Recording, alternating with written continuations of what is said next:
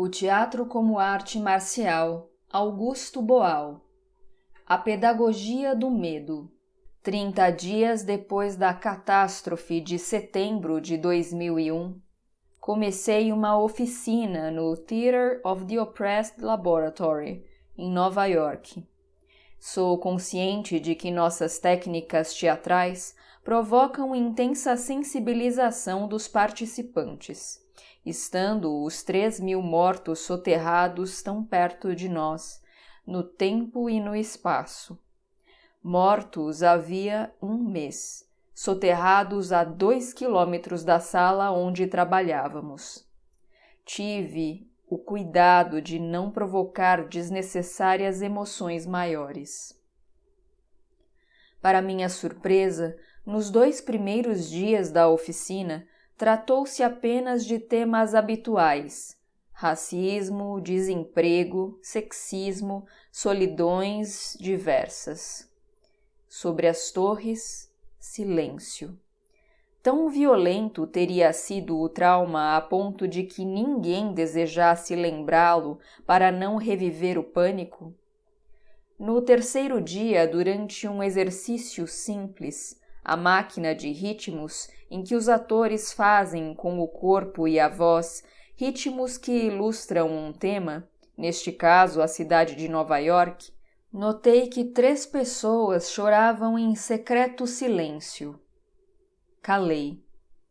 A seguir, na construção das cenas, surgiu o tema da perda de identidade, mas de uma maneira imprecisa e vaga.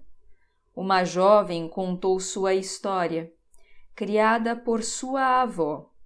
Depois de 20 anos, reencontrou sua mãe biológica e não a reconheceu como mãe, mesmo sabendo quem era, filha sem mãe. Outra mulher, portadora de um vírus, desejava ter um filho, proscrito pelos médicos. Mulher proibida de ser mãe. Quem seriam aquelas não filha e não mãe? Surgiram temas nublados em que se questionava a invulnerabilidade nacional. A guerra tinha sempre acontecido. Antes das torres, longe de casa, guerra estrangeira. Agora tornava-se visível nos escombros fumegantes e mal cheirosa no estranho odor que trazia o vento, semanas depois da queda. Primeiro em Nova York, depois na Michigan University. As histórias foram se tornando mais precisas. Em uma república, um estudante queria ver na TV reportagens sobre a guerra. Seus companheiros preferiam o basquete e o boxe. Queriam ignorar o que acontecia, como a metade dos eleitores havia ignorado as últimas eleições presidenciais.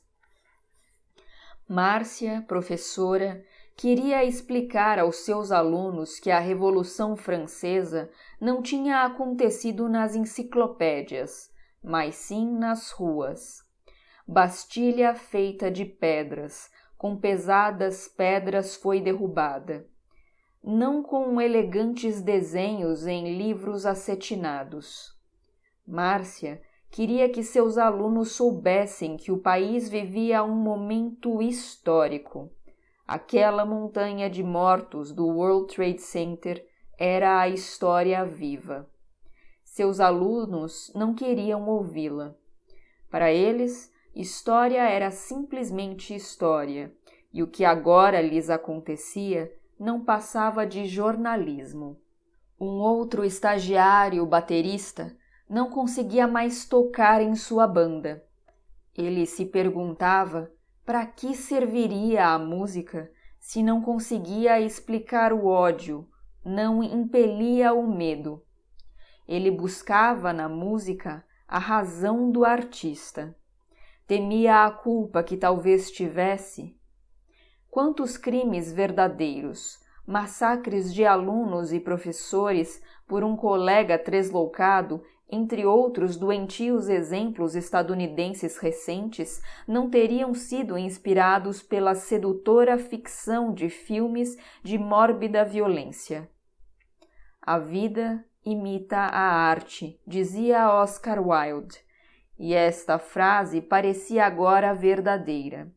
Os estudantes assassinos eram fanáticos pelos filmes de metralhadoras e emboscadas, pela morte aleatória e sem sentido. Durante a oficina, um cientista político foi à TV afirmar que cada jovem norte-americano, ao completar 14 anos, terá visto nas telas pelo menos 14.000 assassinatos, bazucas, bombas e granadas, pontes que explodem, carros que voam. É este o cardápio da maioria dos filmes de Hollywood. Nova York já havia sido destruída em filmes por gigantescos gorilas e mal encarados alienígenas, antes que o fosse por aviões suicidas. O baterista se perguntava, depois das torres, como será possível ver um filme de John Wayne matando nativos pelo retrovisor do carro? Ver Rambo e James Bond sem que a plateia morra de rir ou ranja os dentes de raiva? Em nosso laboratório teatral, oficineiros se assustavam diante de tantas dúvidas. Qual o preço, em dólares, de uma bomba ou de um foguete balístico?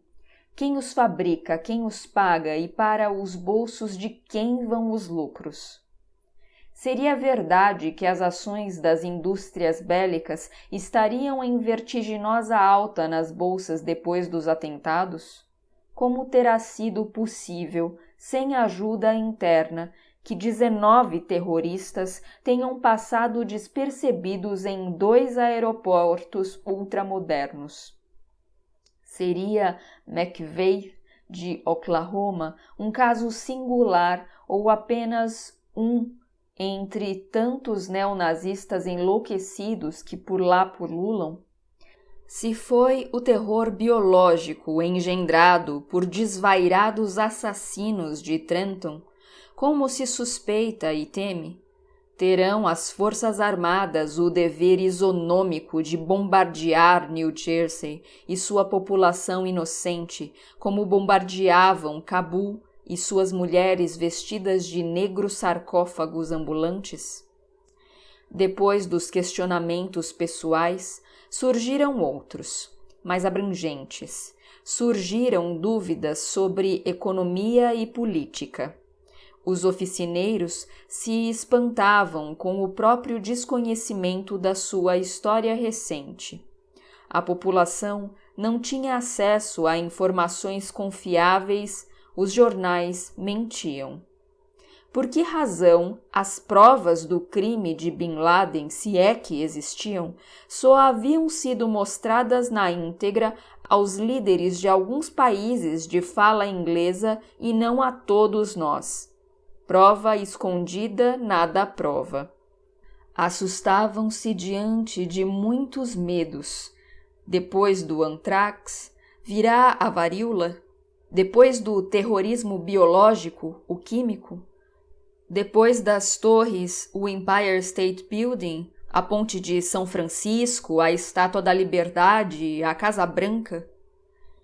É angustioso viver quando se tem medo de abrir uma carta.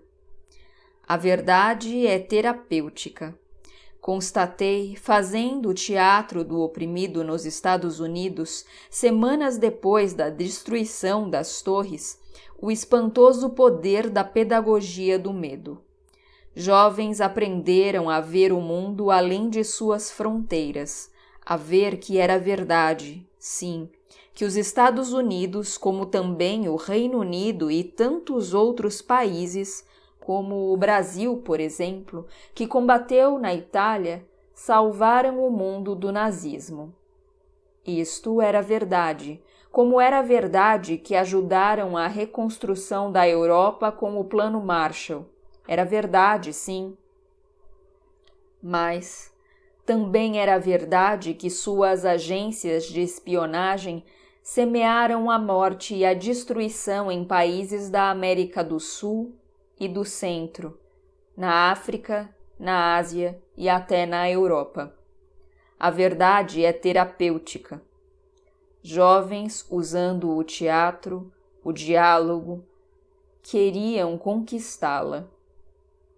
Perplexos, buscavam sua verdadeira identidade, escamoteada pelo mentiroso discurso político patriótico e pela mídia censurada. Antes de voltar ao Brasil, fui visitar o local do crime, com a minha câmera descartável em punho. Lá, vendiam-se às dúzias bandeiras nacionais e pôsteres das gigantescas torres ainda de pé, altaneiras. O World Trade Center sempre foi um admirável local de visitas turísticas. Continua sendo.